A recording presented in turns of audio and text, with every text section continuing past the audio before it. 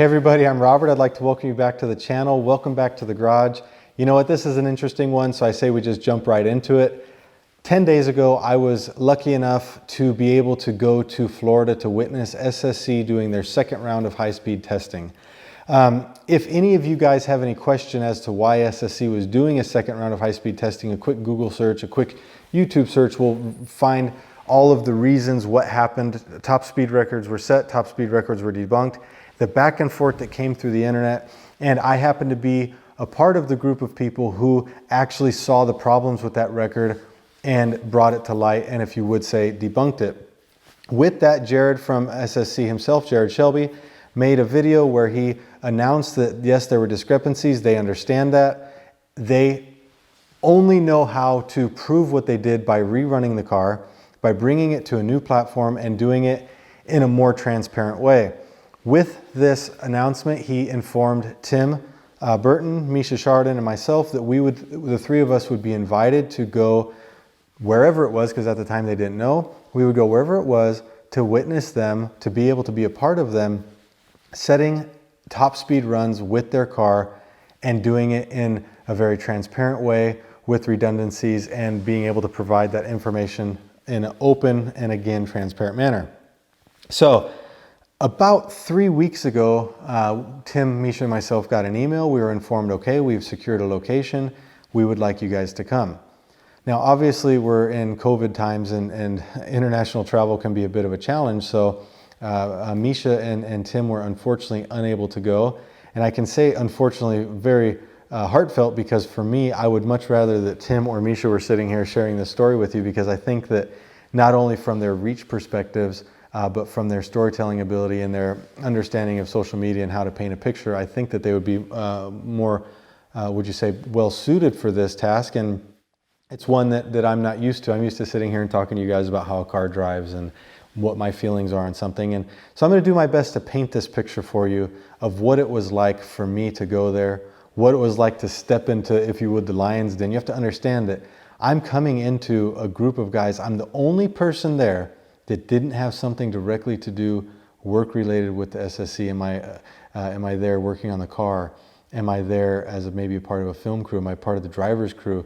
I was the only independent person there that wasn't there as a part of the mission. I was simply the one outsider. And you have to think that if I'm the one outsider that just a month or month and a half ago was a part of a group of guys that took this company, SSC, from the highest of highs, everyone in the company saying, oh man, we just set a record, we're living the dream, we're selling cars, we're doing this, to all of a sudden the lowest of lows and saying, what in the hell happened? What did we do? How did we get to this point and how do we fix it? All of a sudden, I'm flying to the United States, to Florida, by myself with Tim and Misha at home, feeling safe, feeling secure, and I'm going there being that one guy that could be very easily seen as the enemy. It would be very easy for every single person at this event to hate me. You've got the SSC crew, you've got owners, engineers, you've got social media guys, you've got the guys that are answering emails with customers and all these things. Then you have something else that's different that we'll talk about in a minute. You've got the owner of car number one who said, I want to drive. I'm going to drive at this event. And now I've got the guy who bought number one, and I have to say, man, here I am. Yeah, I was a part of this, and I hope you don't hate me. I hope none of these people hate me. And I was really nervous about what the reception was going to be. So as I arrived to Florida, I get all set up in my hotel, and we go out to a nice dinner the first night. They invited me to a nice dinner, and this was on the Saturday. So they said, you know, Saturday we want to test the car ourselves. We want the driver to start getting familiar with the car, and then we want to meet you for dinner afterwards. Well, if you guys know anything about Florida, you've got a perfectly sunny day. Everything's beautiful, and then it rains 5, 6, 10 times throughout the day for little spurts, and your roads never dry well enough to do true high-speed testing, and that's exactly what happened on the Saturday. I was actually there walking along the beach and just kind of getting used to the time a little bit because I'd arrived the night before, and it was every maybe 45 minutes to an hour, just a quick little downpour, and I knew what that meant. I knew that meant they were going to be having trouble that day. So we end up going to dinner, and I'm walking from my hotel to the place of dinner. And I'm thinking, all right, here we go. There's no turning back now. I'm going in. So I go in and you know what?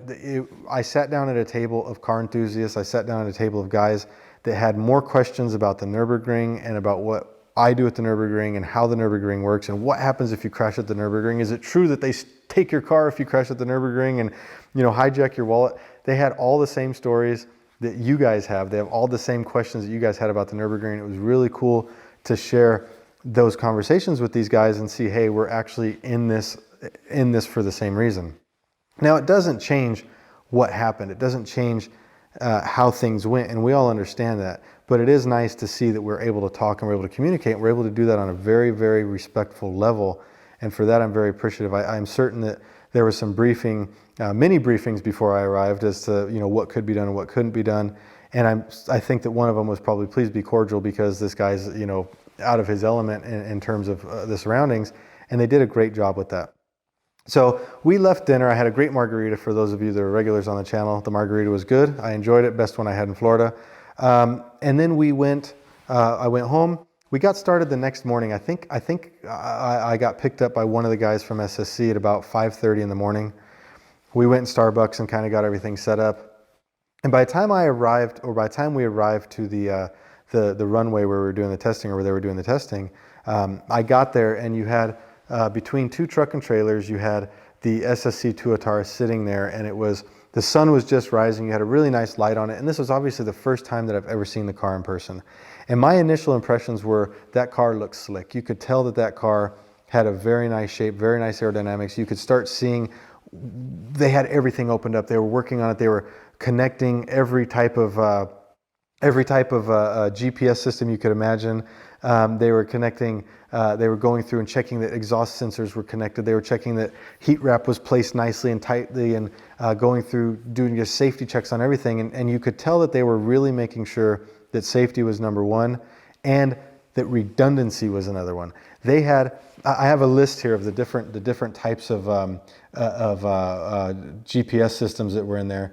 Let me open this up. You guys will like this. I think there was 4 or 5 units. There was Race Logic with their V-Box. Race Logic actually had 2 systems. They had their V-Box, and then they had an OEM system, which is they showed me, and we're going through it. Then they had Life Racing and multiple Garmins. I think there was 3 Garmins in the car, 2 V-Boxes, and then or 2 Race Logic units, 1 V-Box and 1 OEM system, and then the Life Racing. And I went in there the first time. I said, okay, they've got some transparency here now. And the cool thing is that one of the gentlemen from Race Logic was actually physically there as well. So I was able to talk with the guy about Race Logic. They had the GPS on the roof of the car, so it was exterior mounted. So I could actually go through the car and start seeing that all of these things were connected and how was everything put together. This thing was so wired up, and this will come important later on, that there were actually modules in the actual trunk area in the front of the car, and they had wires going up from the trunk into the car to displays and connections and things like that. And it was very well wired up, and you could tell, okay, now we have systems in place that one's going to confirm what the other one says, and we're going to know exactly what this car did. Now, when I came, I had to sign some documentation that I wouldn't take any pictures, I wouldn't take any photos, no videos. And I wasn't there at that point. I was not to declare that this event was happening. And I can understand that. I'm going as a almost near enemy, as a foreigner, as somebody who might be for us, might not be for us, might be rooting for us, might not be rooting for us. So I signed every document you could imagine just so I could be there and witness it. And I went fully thinking there was a very good chance that I would never even be able to talk about this. Now, after having dinner, after coming in and seeing the car sitting there and talking with the designer of the car, talking with the mechanics, designer of the car shows me airflow, how the air flows through the CFD and everything like that, talking about the weight of the car, the pitch angle of the car. We spoke about how the ride height was raised a little bit and then set down on its lowest setting. So basically the hydraulic suspension was set so that it was bottomed out so that there could be no further compression, that at top speed nothing could happen to lower the car. We went through every detail of that car that you could imagine. And SSC was doing this because they understood that now, with the way that social media is today, with the way that journalism is today, with all the things that we painted, they were going to have to be fully transparent. They were going to have to share everything the exact way that it was, because we were going to be able to verify it through data and things like that. So We had Race Logic, we had V-Box systems, we had OEM systems, we had Life Racing systems, and multiple Garmins. Those were all in place. I was told, Robert, after each run, you can go look at the computers of our systems coming up. So they were, after each run, they would pull their computer and it would show the run data, exhaust gas temperatures, boost levels, intake air temperatures, coolant temperatures. I was able to read all of this stuff. They gave me, when I walked in, they gave me a PDF, a printout that basically showed all of the gear ratios, the final drive being 3.167, first, second, third, fourth gear, 3.133 first, 2.1 in second, 1.52 in third, 1.172 in fourth, 0.941 in fifth, 0.784 in sixth, and 0.675 in seventh. They said, Robert, we understand that right now, going forward, there's been missteps, there's been mishaps. We're going to be transparent. Here are the gear ratios that are in the car. And not only was it a list of gear ratios, it showed the speed at every RPM that they expected the car to go in those gear ratios so that they knew what it was. We went over the chart. I said, okay, so we're going to need to shift into seventh gear. They said, yes, we need to shift into seventh gear. And again, very transparent. There was nobody at that facility that I didn't talk to. After every single run, I was in looking at the gentleman from Race Logic's computer, and he was opening it up and pulling the data, and I was right there. I was in with the mechanics looking at the software that they were pulling up, looking at their maps and everything. And it was really cool because I can tell you without a doubt that I know exactly what that car did, and I know what I think that car can do based on what I saw.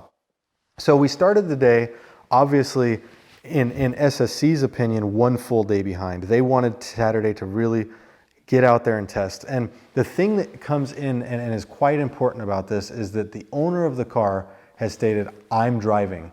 I am the owner of the car. This is my car. You guys had a professional driver before, but you know what? I want to drive this car. Now, the owner of the car has a lot of experience. He has a lot of cars, and he does different types of racing. So part of it was that at the beginning, the SSC plan was to take boost out of the car, take a little bit of timing out of the car, and actually let the driver get used to the car. Before this, he had really only driven it around parking lots and to maybe convention centers, things like that. He didn't have a ton of seat time in the car. And so day one was intended to be get the owner, get the driver familiar with the car, get him built up with the power that this car is making, over 1,700 horsepower, get him built up with the power that this car is making by slowly bringing it in, slowly bringing the boost back and building it up. So what I will say about the driver of the car is, of course, when you have somebody that's not a professional, that's your number one risk, if you would. That's your number one question, is the variable. The car is going to do what the car is going to do. It's either going to run good, it's not going to run good. The motor is going to perform well, it's not. It's going to meet the expectations or it's not. But the driver is the variable. So as I was there and started witnessing what was happening, the driver started making passes. We were stationed at the middle section of the track. The driver would go out, run up the track one way, run up the track the other way, building up speed each time, 200 miles an hour, 210 miles an hour, 220, 230, and slowly started building up speed, and then would come in. And with an operation like this, when you're running a car for top speed, you guys, if you drag race, you see, you guys, they got the hood pop, they've got ice packs on the superchargers, on the intercoolers and all these things. We've got guys dumping ice in the actual coolant systems for the intercoolers, and they're running the pumps just to cool down the intakes and things like that. When you're running top speed runs, temperature is your biggest enemy. You need to run a car for probably at full throttle for 40 plus seconds, 40, 50 seconds, full throttle through this entire run. And as you're doing that, you're building tremendous heat. But what ends up happening is after that run, the car stops. The car doesn't get to drive to continue to cool down. The car stops. You don't have time to drive 5-6 miles and part throttle to cool things down and slowly bring it down. The car stops, and what happens is you start getting heat soak, heat from the headers, heat from the cylinder block, the oil, everything is just cooking in itself and creating heat. So as the Tuatara and the driver are starting to mesh and starting to build up speed, one thing happens that was really unfortunate is that the hood kept popping open. And before you say, oh man, they can't even build a car, the hood's popping open. The reason the hood's popping open is they wired this thing with more crap than my Christmas tree has on it right now, so that they had all of these redundancies, and they have wires coming from the trunk, power cables coming from the trunk, all these things taped over the body panel and going into the car just so they had enough redundancies. And what happened was the way that those wires were at high speed, it let enough air get under just to put too much pressure on the bonnet and pop it open. So what was going to be, what ended up being the second to last run, the car went out, was getting ready to go. Now, when they got to the intersection to get on the runway, a helicopter goes up, is supposed to go up, but the helicopter was waiting for clearance from the tower. And as they were sitting there waiting for the helicopter to go up, because they're videoing everything from above, just to, again, to verify everything and all this data or all this footage is going to be released ultimately, they're waiting and waiting and waiting. And as this car is running, heat is starting to build up. Heat's starting to build up. They go out, they do just a little run down the runway, and they turn around and they're getting ready to do a full 6-gear pull. And as they do the full 6-gear pull, they get up over 220, 230 miles an hour, and then the hood pops open. Now, luckily, it's not like a hood popping open like this car where it opens up in the wrong direction, let's just say.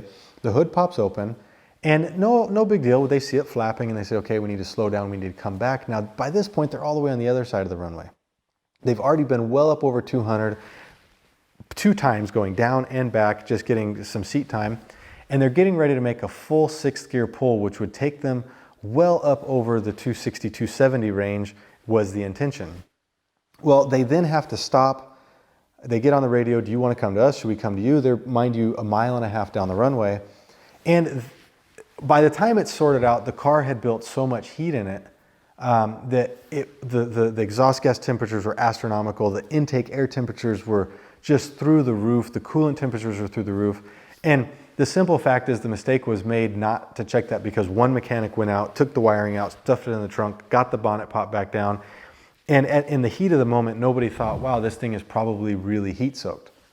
So the car went down and made a pass going up and they did their full 6-gear, not full 6-gear pull, but with the limited boost, because again, mind you, they have the boost reduced for the driver. They did their full pull and ran it about 242 miles an hour, 244, I think it was, 244 miles an hour up the drag strip or the runway to the halfway point and pulled in and came in. Now, the problem is that they pulled the software, went into the software and actually pulled the information from the run. And you could see that, again, I'm like poking my head in there and seeing what's going on. And compared to the previous runs, the exhaust gas temperatures were through the roof from the beginning of the run to the end of the run. The intake air temperatures were off the charts, just maxed out. The exhaust gas temperature, the coolant temperature, everything was just maxed out. Oil temperatures were high, everything. And what that means is that when you have temperatures like this, the engine is automatically going to start pulling timing. It's going to start reducing the power because it's a safety feature. When things are too hot, what happens is you get detonation. And detonation is essentially when the spark fires too soon, the piston is traveling up. And as the piston is traveling up, the fuel, the air, it ignites. And then it forces the piston back down before it's met the top of the rotation. The other 7 cylinders, they actually force it through that detonation and push it up to the top and it comes down. And that starts to destroy parts. Now, a computer system in a car actually has programs in place to prevent detonation when it sees intake air temperatures. But what happened was when you're building a car and you're designing a car, this went into no man's land. The way that the exact conditions of how that heat soak built up, put it into no man's land and just put the temperatures entirely too high. So the car was too hot. There were signs of detonation and that actually ultimately hurt a couple spark plugs. Now, it wasn't completely clear at that point that the detonation had hurt the spark plugs. So at that point, it was like, okay, they have this chill box that they put on basically into the intercooler. They run the water through this electric chill box that cools the water in it and brings the temperature of the intercooler and ultimately the entire motor down over the time that the car's sitting. So they run this on the chill box for a good 1.5 hours, almost 2 hours. We actually took the trucks and the rigs out onto the runway and put this chill box on and cooled everything down. And they got it down to temperature and the driver says, okay, this is it. I've now got, I think he was up within 3 pounds of full power. So this should have been a run that could have taken the car based on what I'd seen over the 275, maybe 280 number should have been possible. And he gets going, he takes off and he's going down the strip, down the runway, and before the halfway point, Before the halfway point of the runway, the car's doing 251.2 miles an hour before the halfway point. And at that point, the driver, and this is what I said is going to come in to show you guys later, how aware he was of the situation. He comes in and he says, you know what, I'm not gaining speed fast enough. I'm just going to abort this run, I'm going to lift. He lifts off the throttle, he comes down, and mind you, at the halfway point of the runway, he's already at 252, and he gets off the throttle, he coasts down, and he goes to the end. We all get in the cars and drive down to the other end of the runway to see what's going on, and again, I'm right in there with the computers and checking stuff out, and you could see that about, I would say, end of fifth gear, just going into sixth gear, basically the motor loses 2 cylinders. It didn't damage the motor, but it loses spark in 2 cylinders. The ignition is no longer present, and he loses a tremendous amount of power. So the speed runs on this weekend end at 251 miles an hour, almost 252. The thing that we have to take away from that is it did that with no power in sixth gear, with a 6-cylinder essentially in sixth gear, had full power or was under 3 pounds of boost, down 3 pounds of boost through first, second, third, fourth, fifth, shifting into sixth gear, loses it. He gets it up to 251, 252 before halfway point on the track. And what that tells me is that this car is going to be damn fast. I'm very excited to go back and see what it does because after Christmas, dates are being worked out, everything's being scheduled. I'm going to go again and I'm going to watch this, and I really hope to see a record because I've stated all along that I think the car is very capable of setting a record. I just don't think that it did set the record before, but I do think the car is capable of setting the record. I think the driver is capable of setting that record, and I think that the team as a whole, the core team that built this car, that's working on this car day in and day out, they deserve the record. It's an amazing car when you go look at it. When I look at the way that it's built, the design work behind it, I love how the entire motor and rear end and everything is in a cradle. It's built into a cradle with all the control arms and everything coming off of this cradle. The only thing going back up to the rear chassis rails is actually the top mounts of the rear suspension. I think it's a very clean installation. I think it's something that's well built.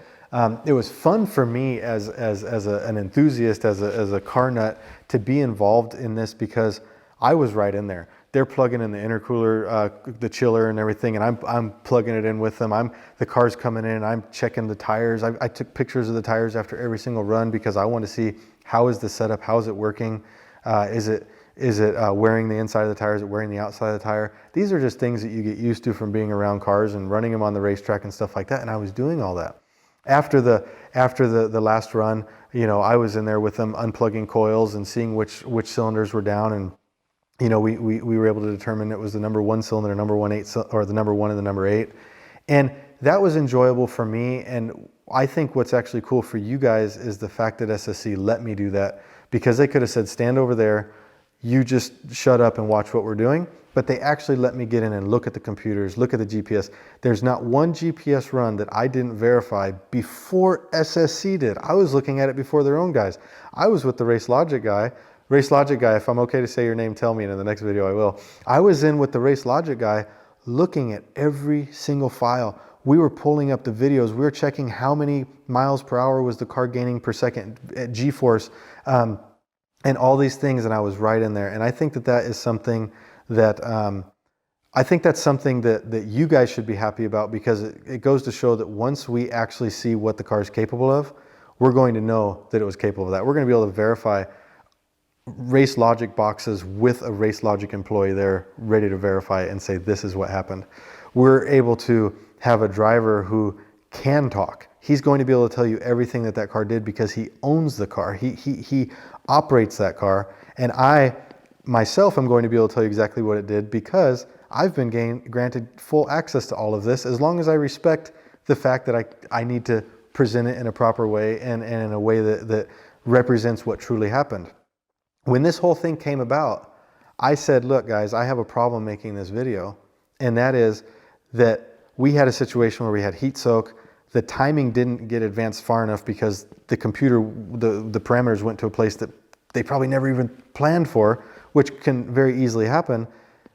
How do you want me, how can I say what happened without, you know, making people say, oh, you can't even build a car that works. And they said, well, Robert, what do you think? And I said, I think that what we should do is say exactly what happened is what we need to say, because if we leave it out and we say the car only went X speed, there's going to be more questions about it.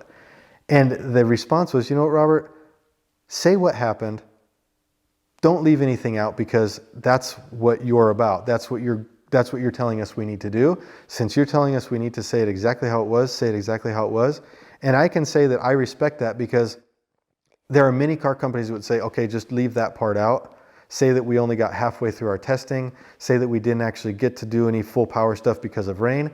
And that's something that I'm not going to deliver. I would have just not made the video. So big credit to the SSC team for letting me actually state what happened on those runs and how it panned out. And I think that's a huge service to what we're doing here. And to be honest with you, this is, I think, what you guys want to hear. I don't want to see that a company went out and blew every speed record out of the world, you know, with jets and helicopters flying over and you know, Top Gear making videos and doing all this stuff. No, I believe that if you're going to go out and set a record, there's trial, there's tribulation, there's blown up tires. I'm talking Nürburgring records. There's going out and running and renting the Nürburgring for weeks on end, and it rains and it rains and it rains and it rains. There was companies this fall that rented the Nürburgring for records, and it was icy. It was covered in ice, and they just couldn't get it to dry because it froze overnight. These are the things that actually make a record worth working for. These are the things that make a record worth holding, is when you know that you had to bust your ass and you had to go out there multiple days and ship people and trucks and cars cross country multiple times to make a record happen. That is when I think the people will appreciate it. And the simple fact that I could share with you guys how complex it was, the things that they faced from weather, from rain in Florida on days that were scheduled to be perfectly sunny, from bringing a driver who's very capable but new to it and bringing him through different boost levels and more power, more power, more power. And what was cool is watching him take that, everything that car gave him, he had it. He kept his foot in it. And he was able to give feedback. Okay, man, I can really feel it settling down at 230, 240, 250, and it just hunkers down. And he had great feedback for the car. He had great control of the car, and he knew the car enough to know, hey, something's not right. It wasn't running bad. I've got the video from my footage. The car never sounded terrible. He just knew that he was missing power. He rolled out of it. I'm going to save the motor. I'm going to save everything. We're going to do another run. And by the end of it, I think that the team could have felt a little bit of disappointment, because they said, man, if we would have just checked the plugs before this, we would have had time to change them and we could have continued running and doing this. And the one thing that I would say is that the team should be proud that they've overcome what came in October, and now they're actually building towards something that's going to be legitimate. And I firmly believe that this car will run a record. I don't know how fast it will go, but I think very high 200s is possible based on what I've seen, based on the G-forces that I saw in the 230s, 240s, and going into 250 with reduced boost, because I also saw the boost levels. I got information as to what boost it should be running, and I saw the boost that it was. I saw it being built up with the different maps and everything like that. I think we have a world record car. Is it going to crack 300? I don't know. But I believe that it's going to be damn close, and I suspect that it might be length of the runway related when we finally do see it. But for that, I'm going to leave it open, because I don't want to make any speculations. I think you guys know that I'm about facts, I'm about data, I'm about seeing it happen and being able to verify it. And I really, really hope that I can bring you guys verification that we do have a record car. I'm excited. I'm hopeful for the owner of the car. I'm hopeful for anybody that has bought the car or anybody that's thinking about the car. I hope that it is a record car. But I really feel that we have one on our hands. But yeah, for me, it was a great experience. You know, for me going, it was a big thing. I was very lucky to be able to go, being EU citizen or EU resident, US citizen. I was very fortunate to be able to go.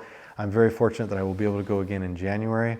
And yeah, if you guys have any questions about this entire situation, if you have any questions about what happened, what I saw, please let me know. I got a lot of great video, a lot of great footage that I'm going to be able to share. I'm putting B-roll over all this. Yes, I know a video from me with B-roll in it. That's amazing.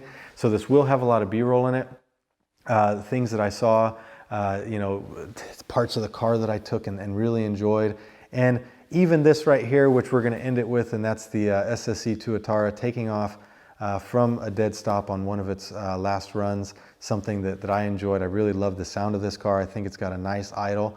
Yeah, hope you guys enjoy. Let me know any questions you guys have, and we'll catch you later. I'll be sure to update you after run number 3.